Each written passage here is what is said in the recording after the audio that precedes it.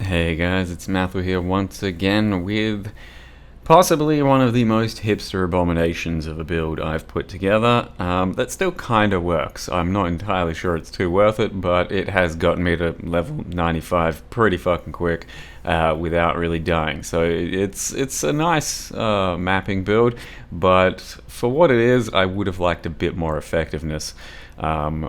Personally. Either way, this is the first documented use of the Echoforge sword, world first, probably, right? Sure, I don't know, we'll go with it. The new sword that drops off of Maven has a bunch of chaos damage. Using Battlemage through the Ward Battlemage hat, whatever it's called, which I'm pretty sure no one's ever used as well. And then cast while channel Cyclone Reap on a Trickster. So the concept of the build is to have all of the flat chaos damage from the sword be transferred over to Reap, and then cast while channel with Poison Reap and just poison lots of things, Cyclone with lots of poison as well, and then have some chaos explosions in the build as well from the Cluster Jewel Notable Unspeakable Gifts, I think, something like that, which has 10% chance to do the chaos pop. I'm using one of those as a large cluster, one of those as a megalomaniac, and then using the Trickster Ascendancy with all the kinds of recover and evasion and shit. We have quite a lot of sustain as well. So it ends up just being a fairly fast Cyclone character. For what it is, it's got some good movement speed and all that, and then some really nice pops, really nice recovery, and it just maps smoothly. So like I said, got to almost 95 now, about to hit 95, and it went pretty damn quick, and there have been very few deaths. Not none, but few.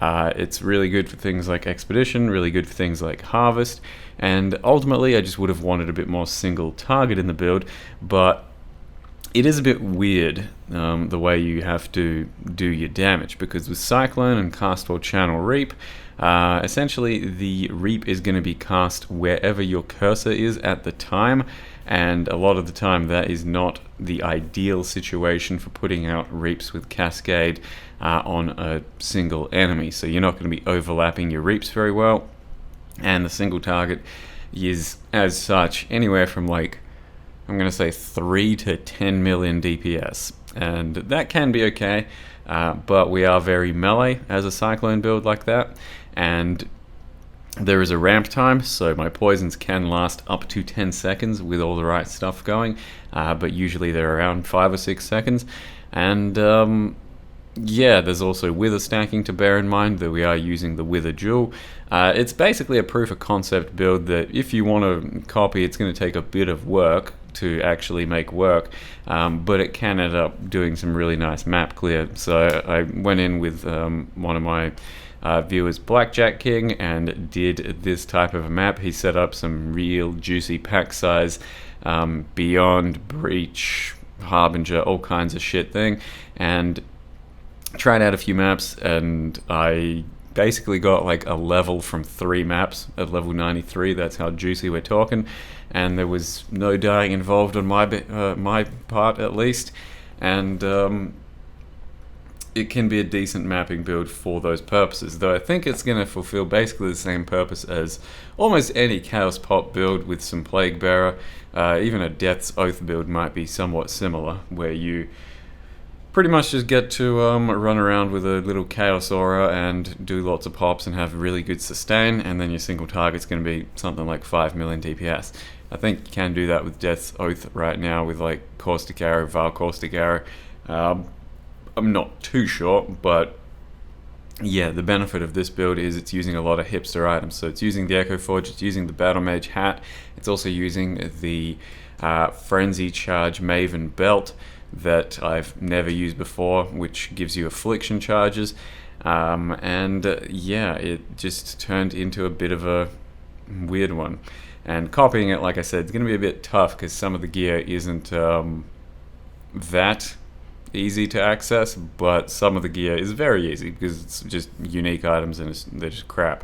I am using As well, Awakened Spell Cascade, which is a pretty damn expensive item, which is basically why I'm saying I wish my build did a bit more on the single target end, because we are investing a Awakened Spell Cascade into the build, and those do not come cheap. It still does okay with a regular Cascade, because like I said, we're not overlapping the Reaps very well anyway, so the Awakened Cascade is more just for a bit of better clear, which at this stage of the build doesn't matter too much, because Plague Bearer and just Cyclone with the occasional Reap is actually enough for the clear. So I will be testing out the non-Awakened Cascade version just a little bit today for some bosses as well, and see if it really matters, or if I'm still getting decent enough DPS happening from just a regular Cascade. I had also contemplated doing something like a Blade Vortex in the setup, but it felt a bit better as Reap, and I've just got a Val Blade Vortex in the build instead.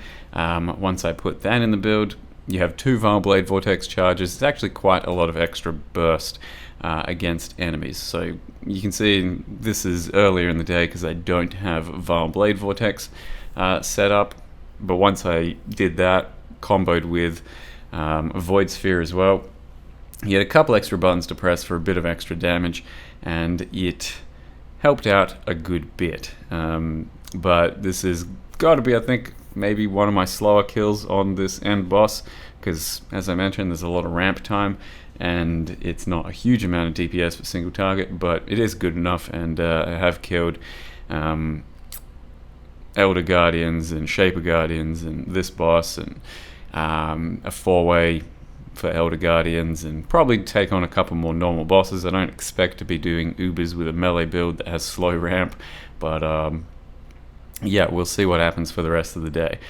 Either way, it's just basically proof of concept of one of the most hipster builds I think I've put together that still kind of works. I was hoping it would work a bit better, but it still works well enough to be a bit of a special creation of its own. So in this one, I do have Val Blade Vortexes, but then it still matters as to what the enemies are doing. Damage over times are no good, ground effects are no good. Yep. In any case, let me show you real quick how I put this thing together and what it all kind of does. So here is the build at the moment, 94, closing in 95. It should happen pretty soon. Echoforge, and it's based on Echoforge, and the build name makes more sense if I just like show you, I think. So Forge, baguette style emote of frog like getting angry, and then we made Echoforge, and that's what the sword is, and that's how it goes. So Echoforge, it's a pretty weird item that has a lot of chaos damage. It can have a wide range of rolls, so reduce attack speed up to increased attack speed. This one is a whole bunch of negative attack speed, so that's why it's a bit more Battlemage-like. And then a bunch of life or a bunch of not life, as well as area for attacks. So I bought a crappy one, I hit one divine on it, it turned out to be this one, and then we started trying to go into a Battlemage theme, because the attack speed sucks, so we can't really justify attacking with it too much, but my Cyclone does a bit of poison damage too. So thoughts for this thing, I thought maybe, yep, you could do like a Rage Vortex poison, maybe something like a Blade Storm, a Flicker Strike, Viper Strike, but that's going to be uncomfortable as fuck with a two-hander, things like that. Otherwise, yeah, it's not too bad for the Battlemage variants as well. The big problem with this thing is it deal no physical or elemental damage. So when I'm using my Reap, for example, with this Battlemage, adding all of that chaos, that's great. I'm adding all that chaos, but deal no physical means that all of this Reap physical initial damage needs to be turned into chaos, or it's completely lost. So that's the big challenge with the build, to make it like work well enough. And the only way I could really do that without costing myself too much is 40 Fizz converted to Chaos Mastery, and then also 35% converted on a unique enemy. And then I'm still losing 25% of my Fizz to nothing, but that's just kind of how it is at the moment. And that's why it's kind of a suboptimal setup in the end. If you just use a Morohi mace, for example, you're going to get more damage out of it because you are gaining a lot of Fizz. It still poisons. and you don't have to try and convert anything. You're not losing any of that damage. The issue is that Marohi then doesn't shock, and it doesn't have a bunch of life on it, so it's going to be a bit of a trade-off. So we're trying to make this thing work, and to some extent I think I have. So using that for the first time, using Cadogan's Crown for the first time, never deal critical strikes, and then Battlemage. So that's a weird item, meaning that it's pretty much trash everywhere, even for Ignite builds, because you kind of want to take Elemental Overload. So it's still okay for poison if you find the right application for it. First time ever using it, the Socketed Gem Multiplier thing turned out to be unnecessary. I got plenty of unreserved mana, but I got it just in case. Then using Solstice Vigil for the first time ever as well, because I wanted a Temp Chains Blasphemy in the build, using Alessia's Delight for the first time ever, which has modifiers to your Min Frenzy, modifiers to Frenzies, changes to Affliction instead. And the reason it's usually garbage is because it takes away your frenzies and then gives you affliction charges, which are 8% more damage with ailments, 8% more non-damaging ailments per charge.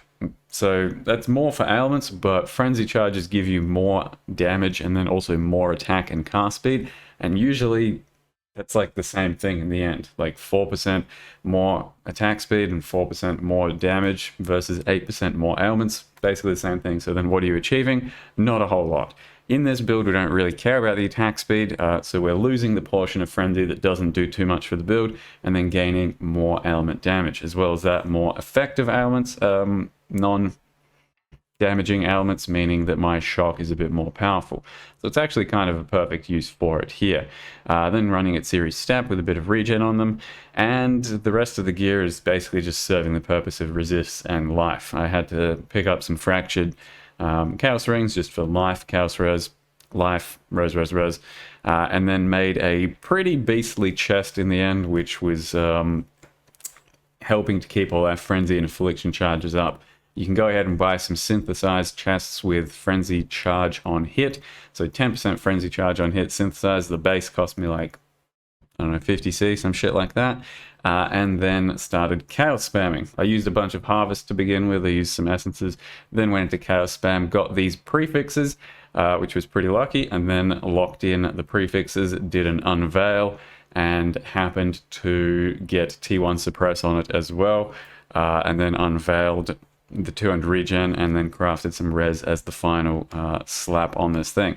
So it's pretty damn good for Tricksters. Like I said, it's gonna be tough to one-for-one replicate this build. Getting a chest like this won't be too easy, but getting one without Suppress at the very least isn't that hard. And then you can just take an extra couple of points for Suppress.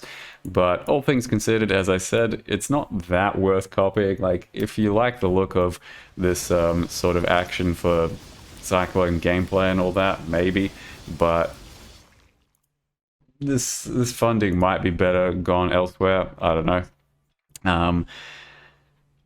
So the links here are Cyclone into Void Manipulation, Awakened Cascade, which is pretty costly, Reap, then have Castwalk Channeling, Awakened version, and Unbound Ailments. I'm then using the other 6 link for a dual setup for Void Sphere and Blade Vortex, which is mostly just for Val Blade Vortex. It has Efficacy, Deadly Ailments, Unbound Ailments, and Void Manipulation.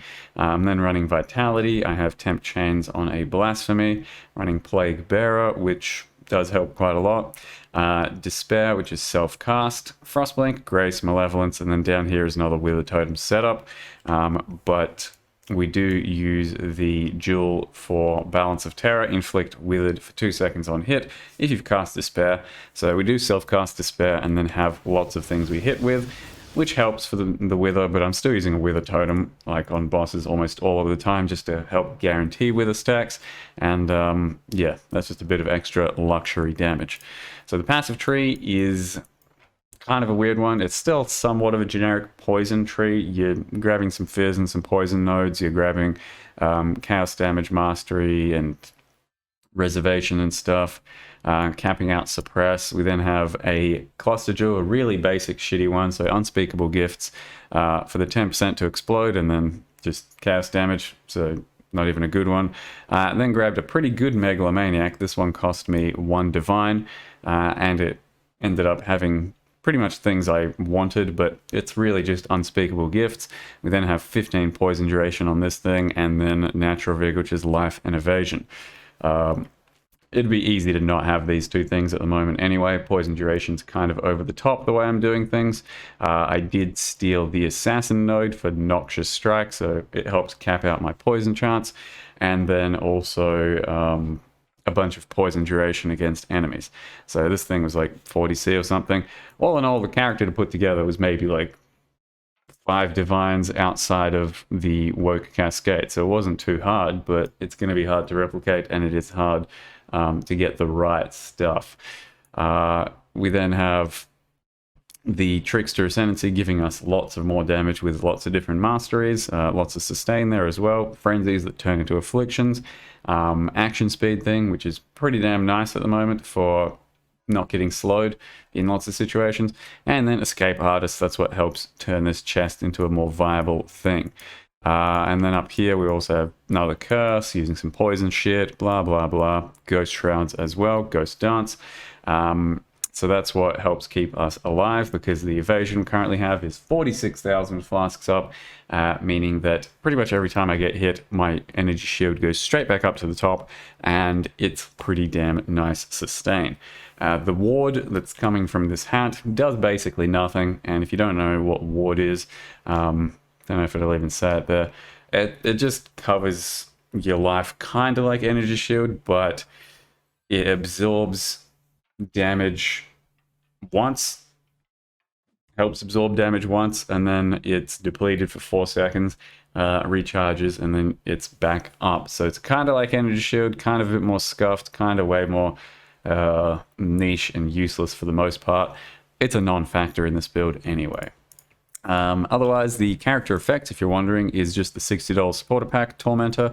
It gives a lot of that soul suction thing throughout the gameplay that you're seeing, and then just an Aesir weapon effect on the Echoforge itself.